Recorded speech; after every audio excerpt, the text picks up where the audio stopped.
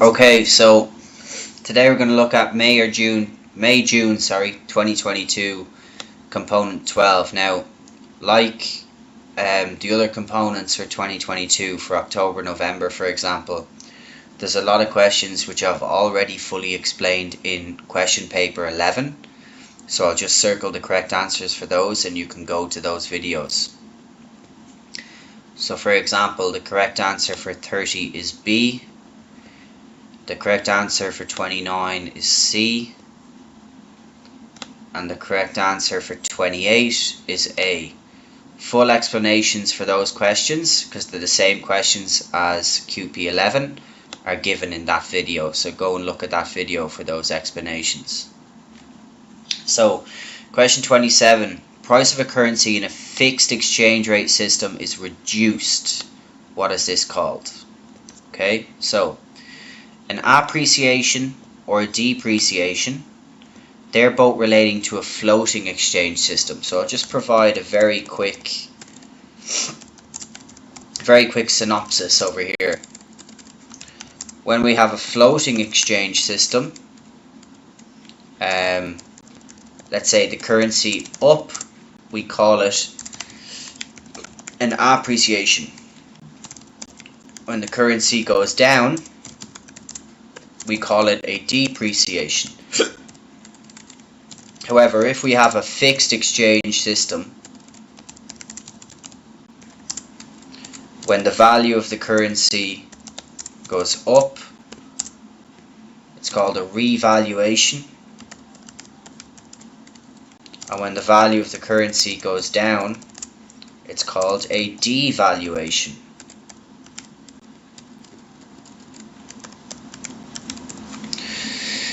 Okay, so there are the two differences there. Therefore, we're talking about a fixed exchange system, so we know that we must be talking about a devaluation.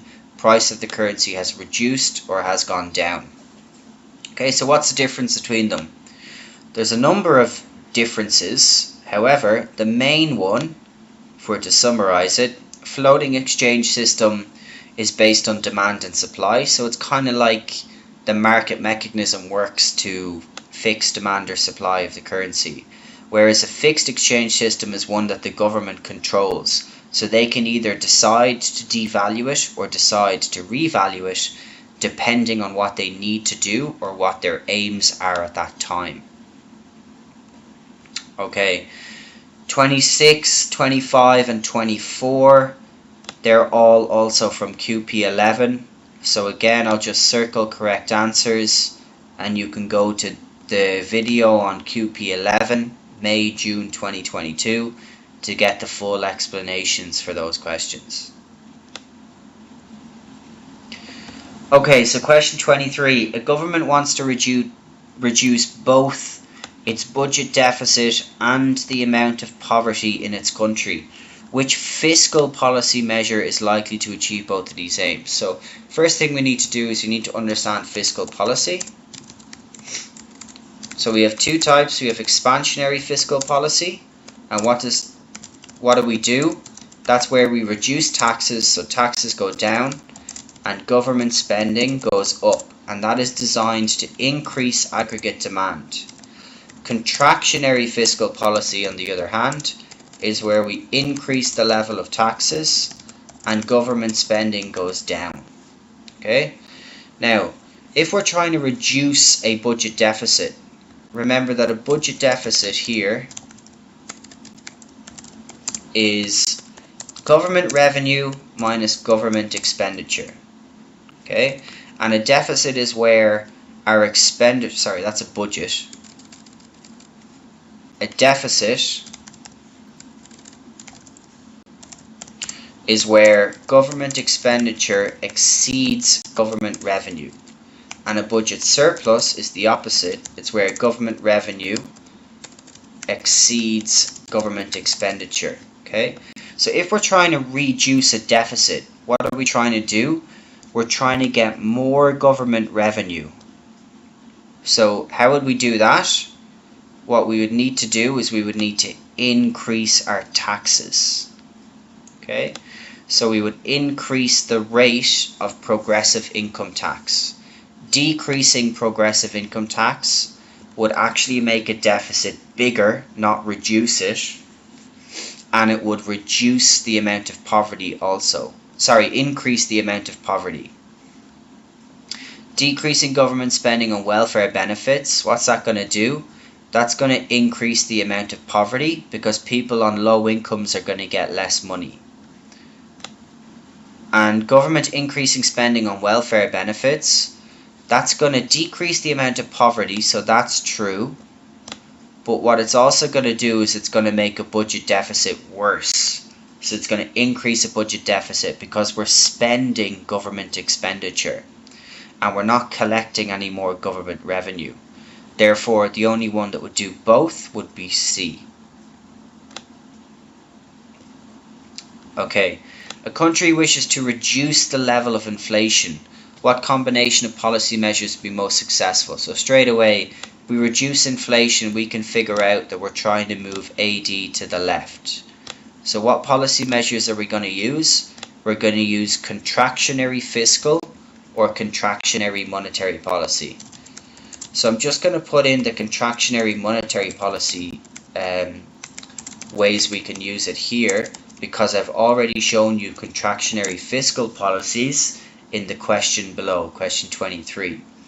So contractionary monetary policy, we'd increase interest rates, we would have an appreciation of the currency, we would reduce the money supply, and we would increase credit regulations, or we would increase how difficult it is for people to borrow money.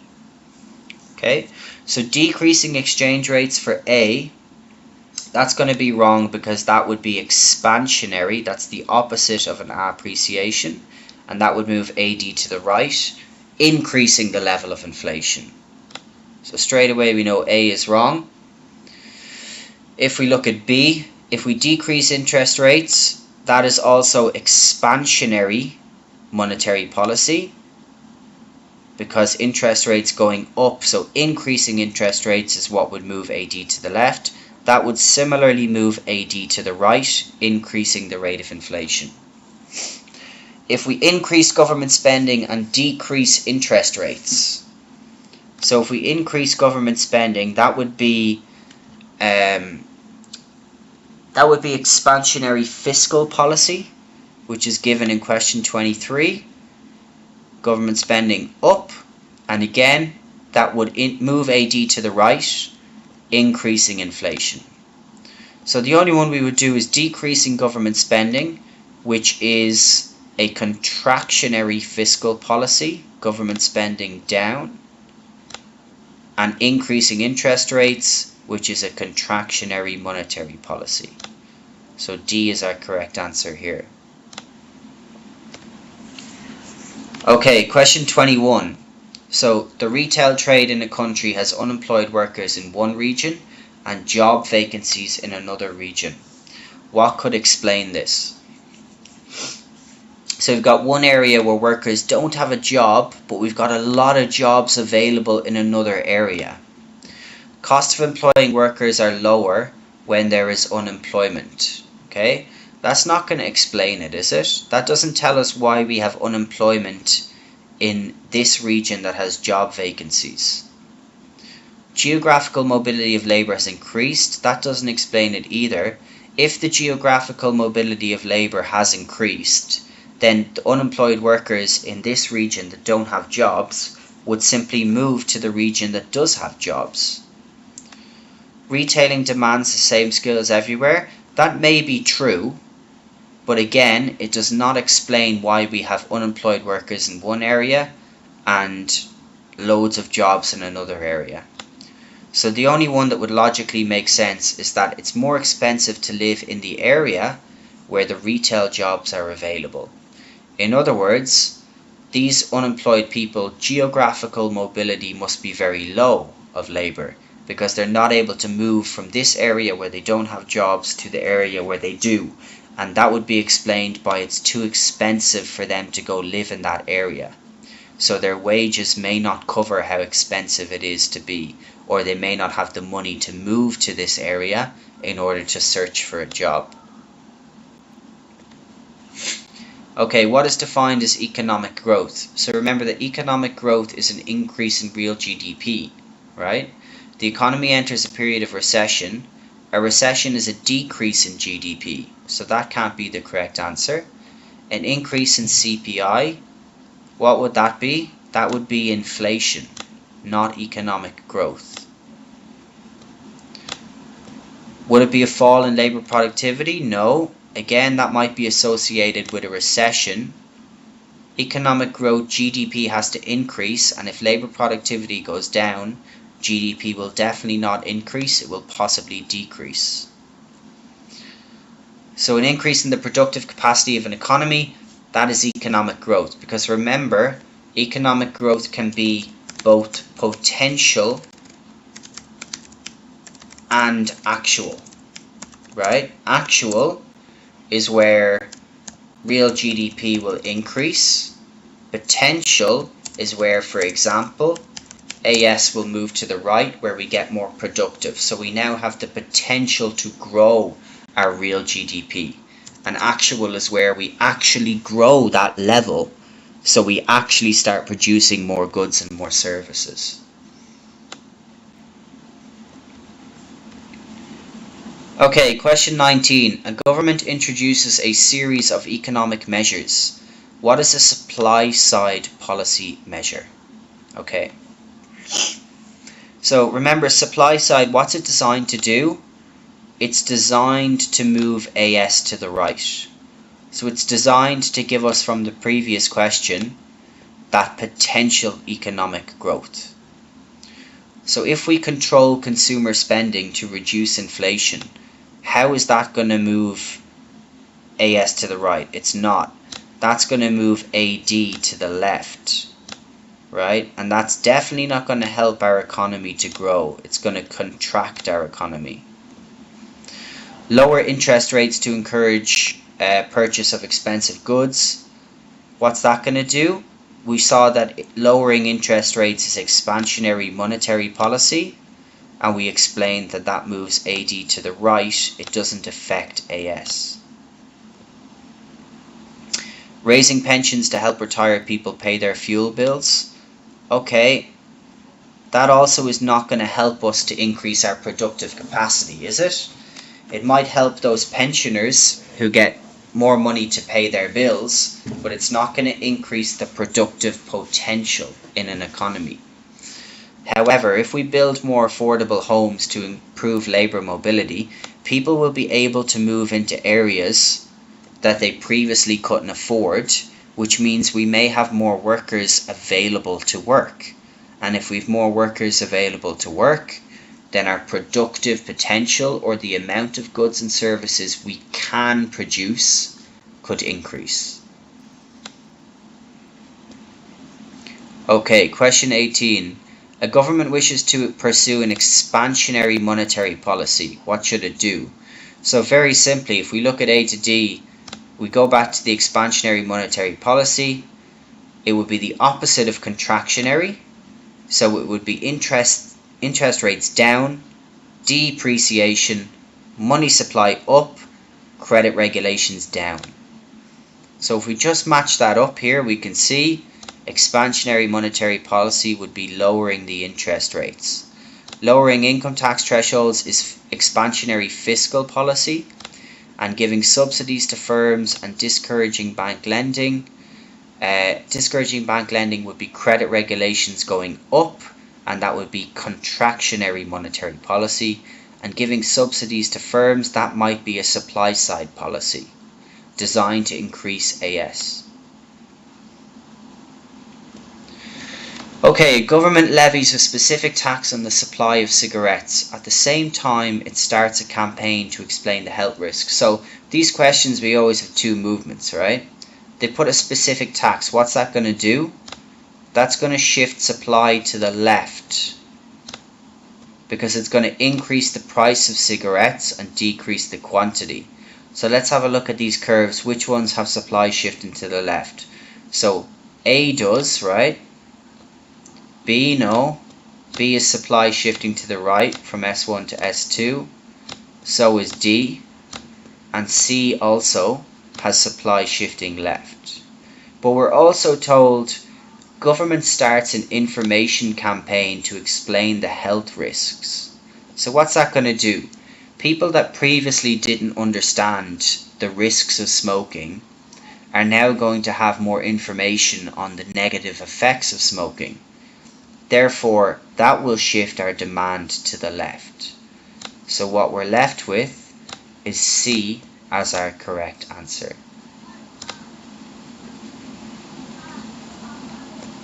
Okay, the chart shows government spending in a year. What was the total government spending on public goods? So let's go through these different types. Social Security and welfare is not a public good, it's a transfer payment. So it's payments that are taken from taxes paid from, example, high income individuals and given to the vulnerable members of society. So elderly people or children, etc. Health and education are not public goods, they're merit goods because they provide external benefits for people.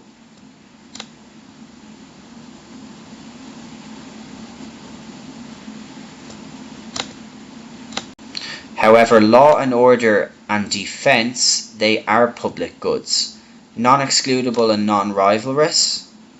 So private firms would not be able to charge a price for them. Therefore, governments would have to spend this money in order to provide these for people.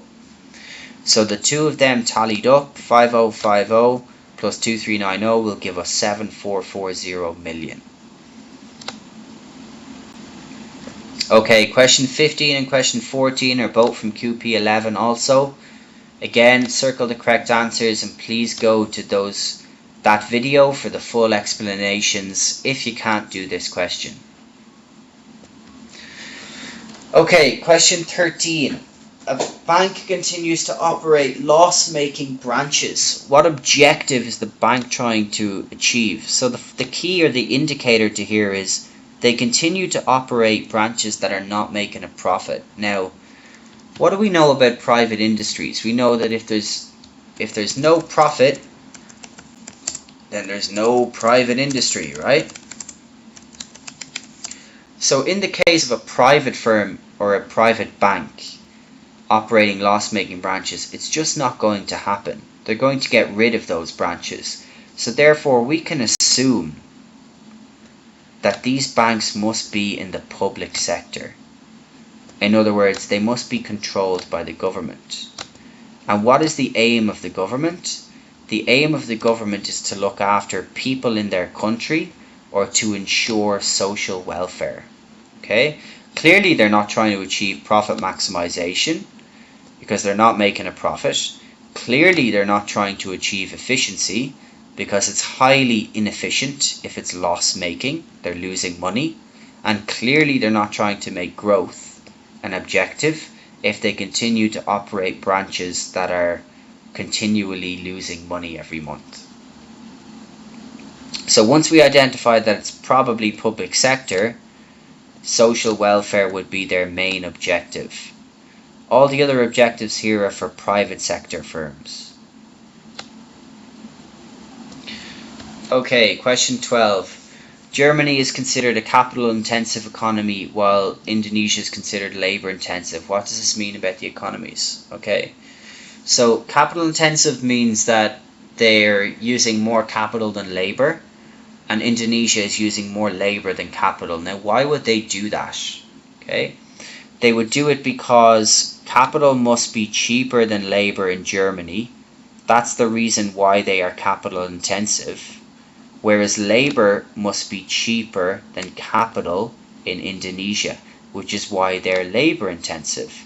Countries are not going to use capital intensive if labor is very cheap, right? And they're not going to use labor intensive if capital is very cheap. So that's the only thing we can infer about the economies.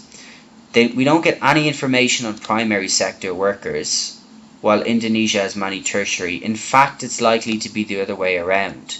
The more capital intensive the economy, the more secondary and tertiary sector workers an economy is likely to have. Whereas the more labor intensive an economy, the more primary sector workers an economy is likely to have. We can't infer anything about the population growth from the information we've been given. And also, this is the opposite. If low-cost labor was available in Germany, they would likely to be more labor intensive. But because low-cost labor is not available, they're not labor intensive, they're capital intensive.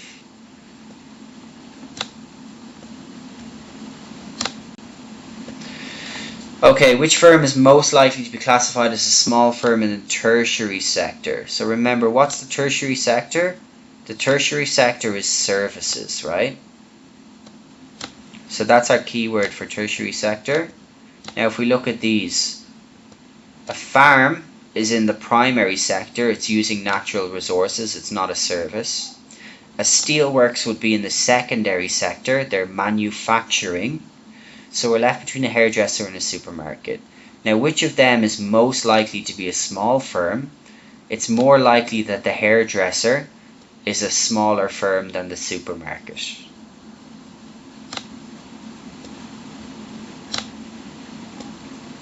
Okay, what could cause profits to be high in a monopoly market? So remember, what does a monopoly market have? A monopoly market has one seller, many buyers, they have high barriers to entry, and they have high profits. Okay, so would they have diseconomies of scale? If we remember what diseconomies of scale are, they are the average cost of production is high, right, as a firm continues to grow. That's unlikely to happen if you've only one seller, right?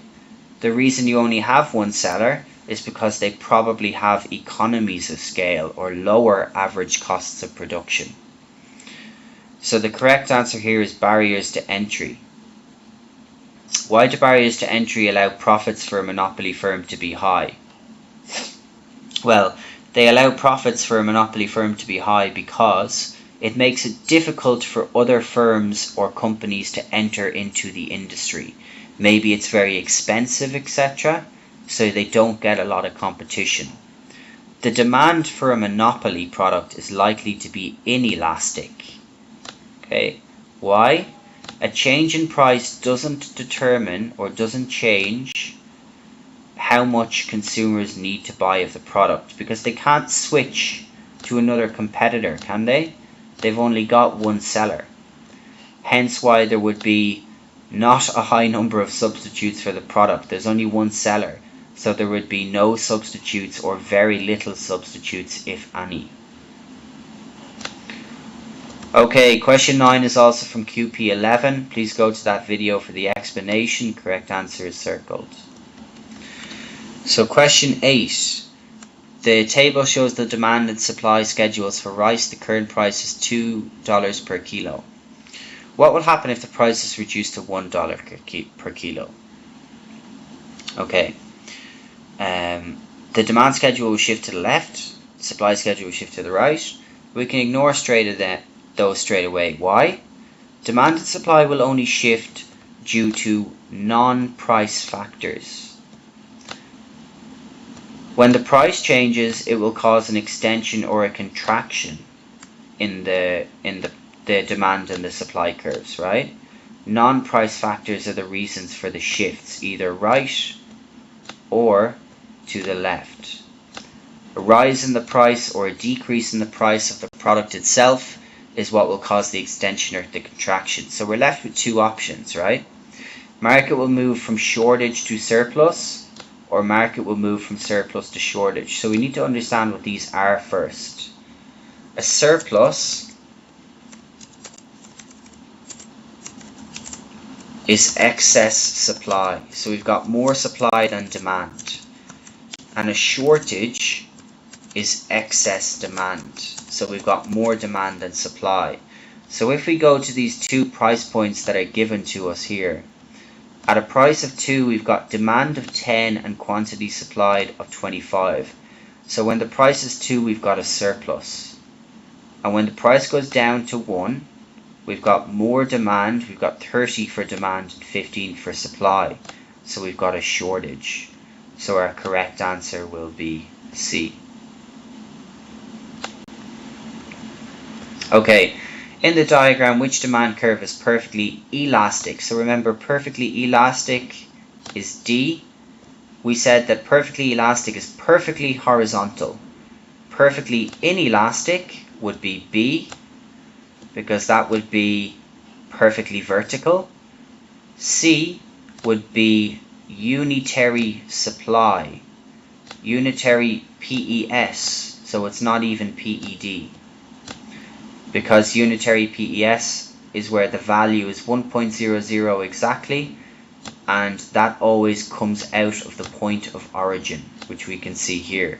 It comes out of the O and goes straight up from that direction.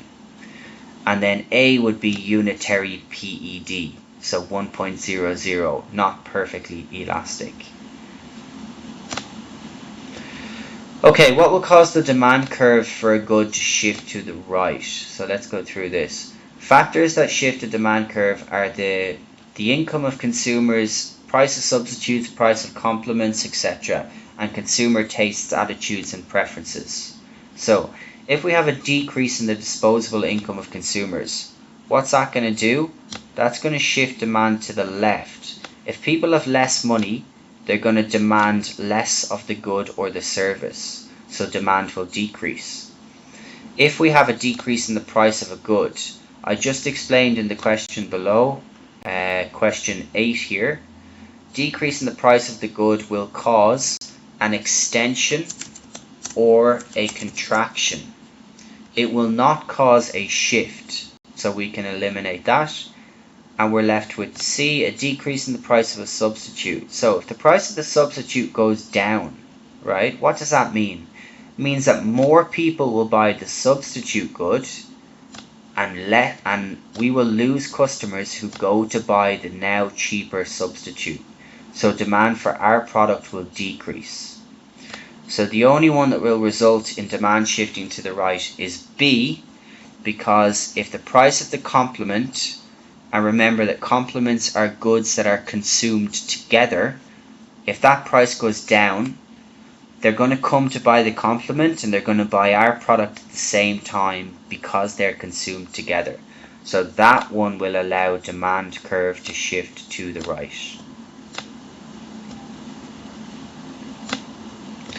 Okay, question 5. In recent years, the government has started to make more use of the free market system. However, they are doing it very slowly to avoid the disadvantages that a free market system might bring. What is the possible disadvantage of free market system? Okay, so let's go through these. Decreased incentive to work, that's not a disadvantage. In fact, an advantage is that there's an increased incentive to work. There's not going to be any unemployment benefits paid, etc. from the government, so people will have to work if they want to get money. There will not be decreased levels of pollution. In fact, the levels of pollution will increase because firms are only going to care about profit. They don't have the government stepping in to control levels of pollution or to try and subsidize merit goods. There will not be increased efficiency as a disadvantage because it is an advantage of the free market system. But what there will be is an increased inequality of wealth. And why is that? Free market system has no government, so there's nobody to step in or no government intervention. And it's the government's job to intervene in order to, for example, increase progressive taxes, which will redistribute income from people who are earning high salaries to people who are earning low salaries. Okay, question 4. Which relationship would be studied by an economist specializing in macroeconomics? Okay, so remember that macro is relating to the whole economy, micro is relating to the study and behavior of individuals, firms, and individual markets. So if we go through these from the bottom, wage rate of workers and demand for labor in an occupation. So that's only one job, therefore it's going to be an individual industry. So that's a micro topic. Relationship between price of the product and quantity demanded, again by a consumer. A consumer is not everybody in a country, are they? So that's also going to be a micro topic. And relationship between output of a firm and its cost of production is another micro topic. It's the study and behavior of a firm, not the whole country. Whereas relationship between inflation rate and unemployment rate, they are two things that will affect the whole economy, so they will be macro topics. Okay, question 3. Diagram shows two production possibility curves for a country. What might cause a shift from K to L? Okay, so what's happened here, our PPC curve has shifted to the right. Okay, now why does that happen? Because we've had an increase in the quantity and or quality of resources. Okay, so if we have a change in what consumers want to buy, that would not represent a shift in the curve, that would just be a reallocation of resources. So for example, we might move from K to A if people now want to buy more consumer goods. A recession, that will result in a decrease in quantity or quality, so we would shift inwards, not outwards. We're making less, not more. More investment, however, what that's going to do is that's going to allow us to increase the quantity and quality through the increased investment. So that would be the correct answer for a shift. And the use of previously unemployed resources, if we're using more of our resources that are available, we would move from being inside the curve, let's say it's point B, to being on the curve to point K. So using more resources is moving from inside to on. Using less resources is moving from on to inside, but it's not a shift because we don't increase the quantity and or quality. It is about the resources we have available and how efficient we are at using them. Okay, question 2 is also from QP11. Correct answer is B. Go look at that video for that explanation. And finally, what is a free good? A free good is a good that is not scarce. No factors of production are used in its production. And it also has no opportunity cost because we don't have to use any resources to make it. So free good examples are things like sunshine or oxygen or air, right? Defense factors of production will be needed. Education factors of production will be needed. And health services factors of production will also be needed. Okay, thanks for listening.